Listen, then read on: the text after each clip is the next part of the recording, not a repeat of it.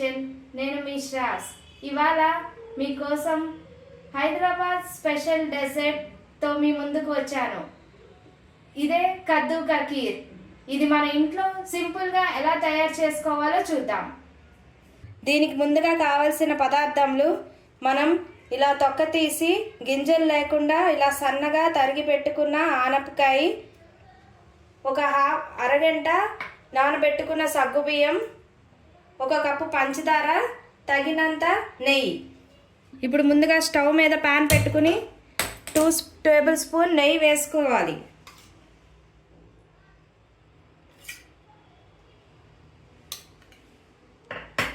కొంచెం కరిగాక మనం తరుము పెట్టుకున్న ఆనపకాయ ఫ్రై చేసుకోవాలి.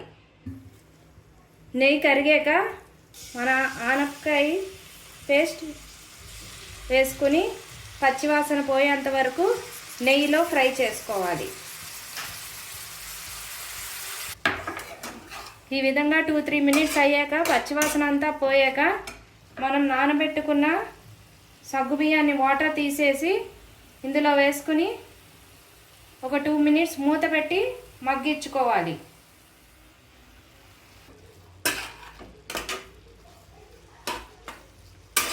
ఒక 2 మినిట్స్ మూత పెట్టుకుని మగ్గించుకోవాలి.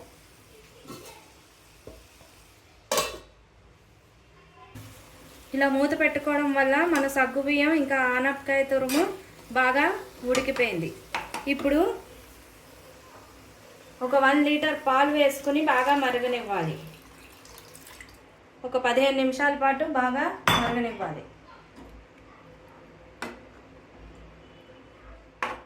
ఈ విధంగా బాగా మరిగాక ఒక 1/2 కప్పు పంచదార వేసుకుని ఒక 2 నిమిషాలు కలుపుకోవాలి.